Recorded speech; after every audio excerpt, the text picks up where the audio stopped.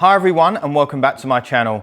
In today's video, I'm going to be reviewing the Connection Ball by TRS and how I think it's one of the best connection balls on the market due to its unique connection style on the arms. So let's get into it.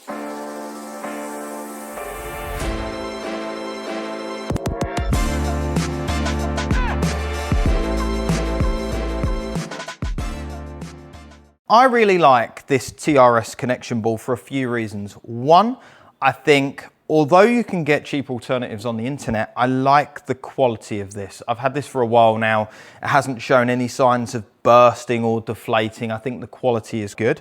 And then it comes with this strap as well, which we're going to put around our arm in a second. And again, a wonderful quality. The Velcro, I know it sounds really silly, but the Velcro, very sticky. It's not going to fall off. Even the ball, it just connects to the Velcro. So pop it back on and a really good hold on there. It's not going to fall off anytime soon. As I said, I've had this for a while. Now, the reason I like this ball in particular is because it's one of the only training aids that's quite unique where it connects to your arm. So before we've had a lanyard that goes around the neck to avoid dropping it and other balls that don't have anything at all. So when you hit them, they just fly away. But I really like this one that fits around the left arm. I particularly put it on the left arm like so. So I'd put my arm through. I would connect the strap like so, and it just sits there. Doesn't move around very much. Again, if I do happen to become disconnected and drop it, I'm not going to be chasing the ball down the range. So again, for me, this is a fantastic product.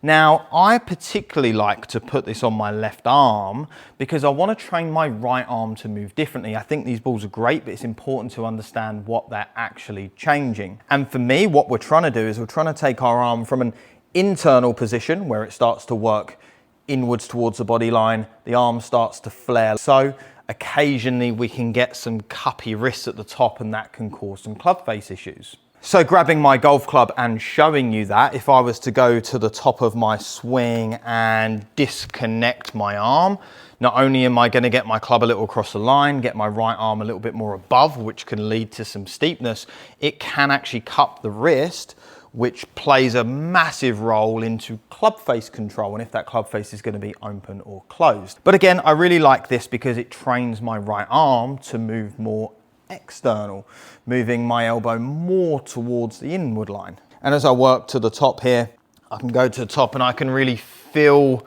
like my shoulder is moving differently, my forearm is moving differently. And as a byproduct of that, you can see how my wrist goes into a much more flat position, which can help me with some club face awareness too. What I'll also do is I'll drop a link in the description for a 10% discount code if you were interested in this particular one. But if I just play some shots with this now, I really like the connection of this. Again, like I said, I feel like I'm just training my right arm differently.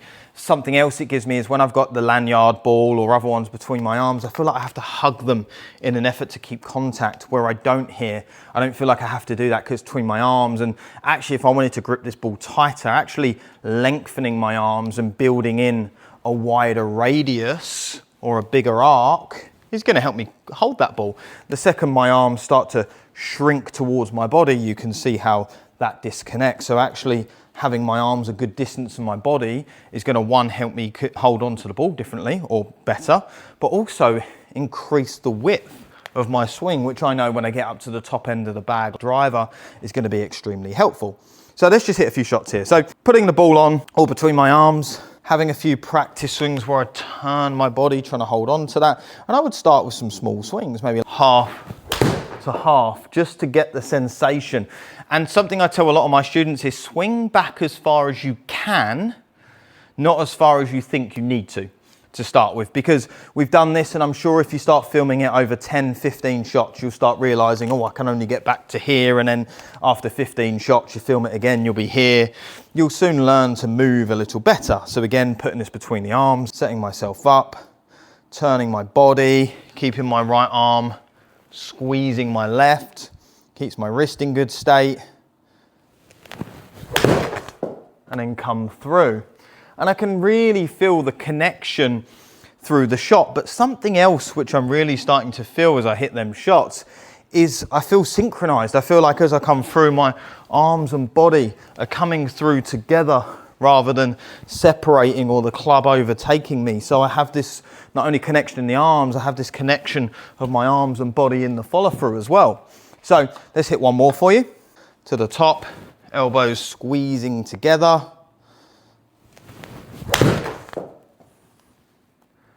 And again, that felt great.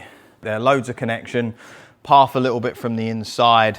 I guess again, because when I get my arms disconnected like this and I start to turn, that club can fall out in front of me opposed to behind me.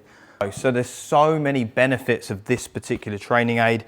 Again, I like that it's a little bit unique in how it attaches to the arm opposed to just holding it there. It gives me certainly a different feel through the shot into the backswing, and I can actually understand what I'm trying to change and control. So I hope you enjoyed that video and it made a lot of sense. And if you did like the video, please give it the thumbs up. And if you did like what I had to say, then it'd be great if you could subscribe to the channel too. I know it'd really mean a lot. So thanks again, and I'll see you all soon.